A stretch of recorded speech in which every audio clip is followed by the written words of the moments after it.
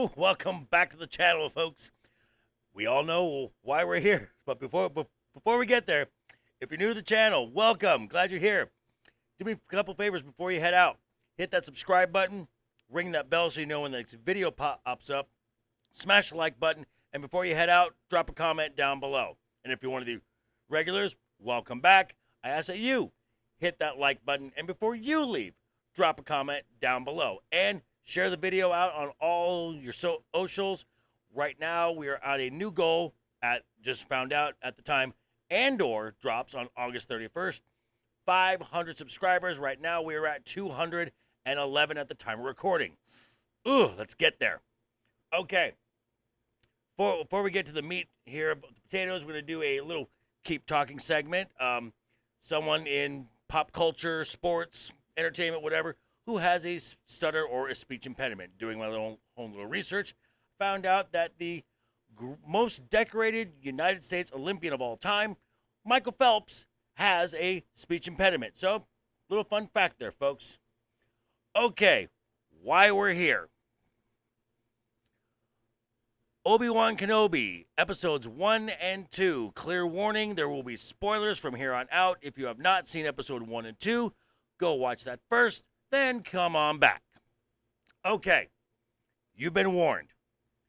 Episode 1 starts off with a prequel recap, hits all the right little emotional tones, and hit you all in the feels, get you ready for this episode. We start off with Order 66 from inside the temple. So there are younglings and Jedi. A Jedi is defending the younglings from the clone troopers, and it cuts out, there's just pandemonium, mayhem, and it comes out with Palpatine's voice echoing or execute Order 66. Execute Order 66. We then head off to Tatooine, where we see the Inquisitors landing. Now, there was some issue with the Grand Inquisitor, the way he looked. If head on in certain lighting, I definitely does not look great. There are some moments when the angles, when you get the dark under the eyes, looks a lot better. The third sister, Reva, and the fifth brother are also there, and they're looking for scraps of what is left of the Jedi Order.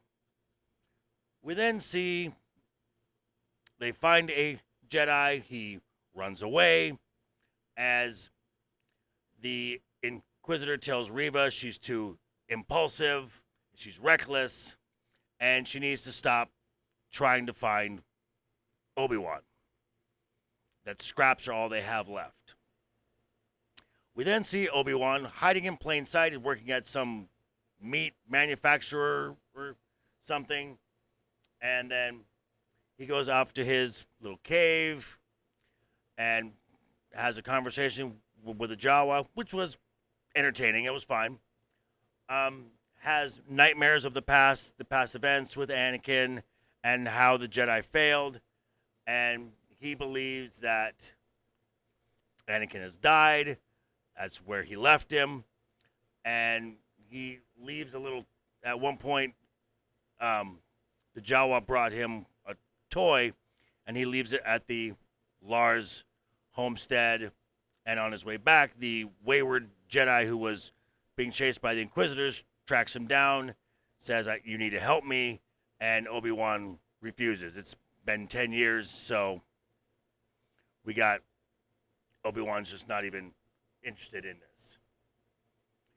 We then head off to Alderaan, which we saw Alderaan briefly at the end of Revenge of the Sith, so very nice, beautiful setting, and we have a 10-year-old Leia.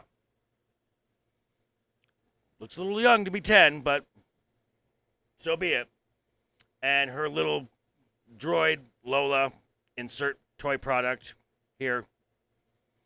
And she has to meet, she's off getting in trouble, and her mother, the Queen of Alderaan. They're having a diplomatic meeting, so she has to be there.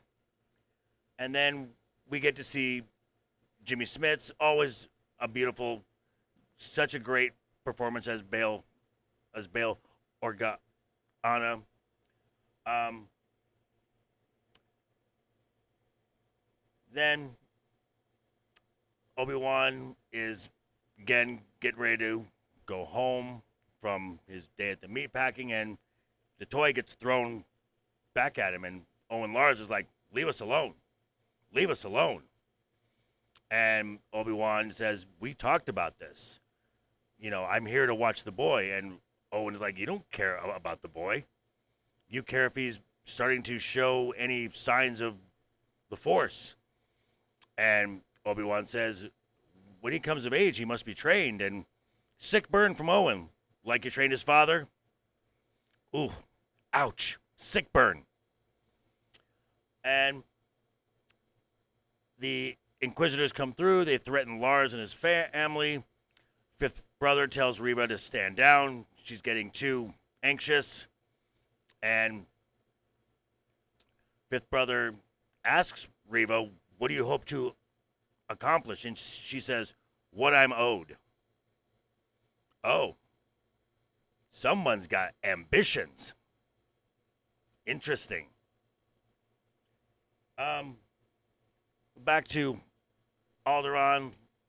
Leia sneaks away and is kidnapped by Flea, which just proves everyone wants to be in Star Wars, even rock stars. So cool. Then Bail Organa, first by hollow message, makes a plea to Obi-Wan. He refuses, and then Bail Organa comes to Tatooine and tells him in person, there's no one I trust more than you. Just one more fight." Then Obi-Wan agrees, and he goes out into the desert, digs up a box where his lightsaber and Anakin's lightsaber, and he heads off to the planet of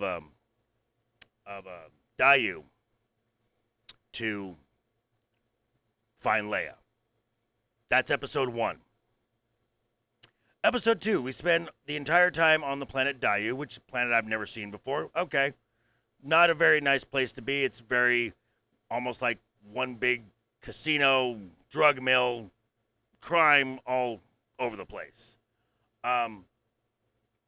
There's a grifter who poses as a Jedi and gets people off planet while taking them for quite a lot of coin there.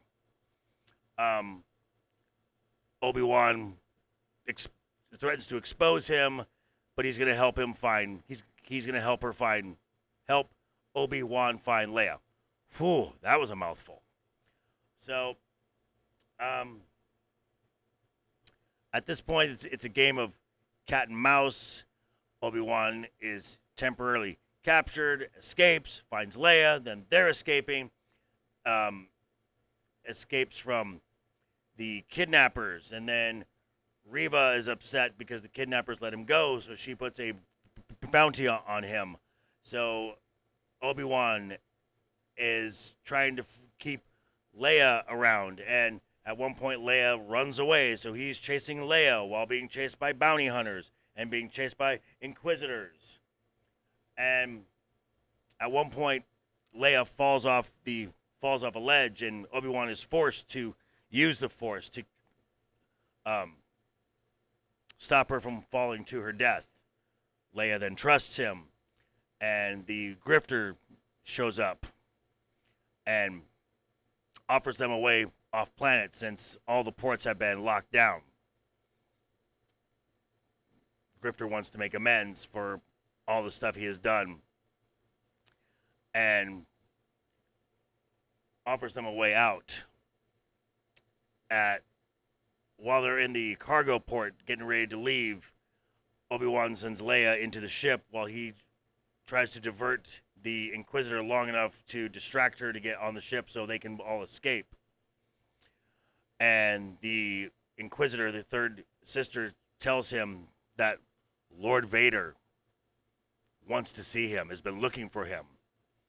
That's right. Anakin Skywalker's alive. This episode ends with Leia and Obi-Wan leaving Daiyu, and Reva saying, "You can't hide from him forever. We will find you. We will destroy you." Okay. Things I liked. Ewan McGregor as Obi-Wan really hasn't skipped a beat. He embodies that role. Jimmy Smits, always wonderful. The look of the fifth brother and the second sister looked really good. The planet of Daiyu looks good. Alderaan looks good. These are my concerns.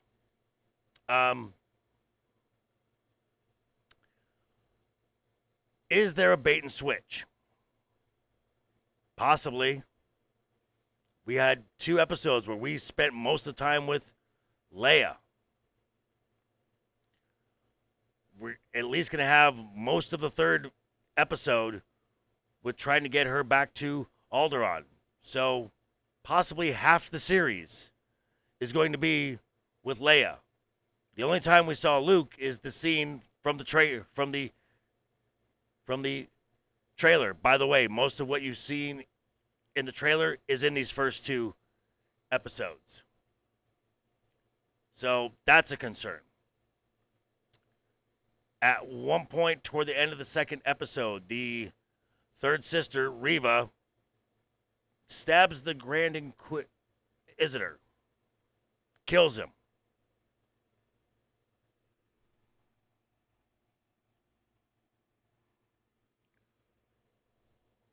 Well, that just undoes the entire first season of Rebels. The Grand Inquisitor was destroyed by Kanan Jarrus.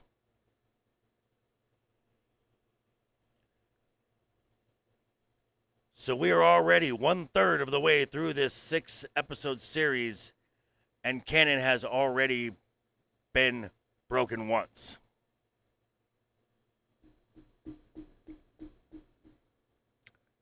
Should I be worried? Yeah, I'm worried. If I didn't know any better, if I'd never seen Rebels, I wouldn't have known. Unfortunately, I have. So, major concerns. Major concerns. Also, did not see Jon Favreau's name on anything of this. Directed by Deborah Chow, that is a Jon Favreau student. Not even an executive producer. So, I am concerned. I will be watching this with a very fine-tooth comb, and I will do not screw this up, Lucasfilm. You're already making a step in the wrong direction. Don't fuck this up. Everything hinges on this series, guys. But hey, just my opinion. Turning it back over to you. Tell me what you think. Drop a comment down below. And again, subscribe, ring that bell, smash that like button, share it out on all the socials, and I will see you sometime for another little thing that's going on in my head. In the meantime, though, guys, have a great weekend. Always have fun. Hashtag keep talking. And always keep that smile on your face. Toodles!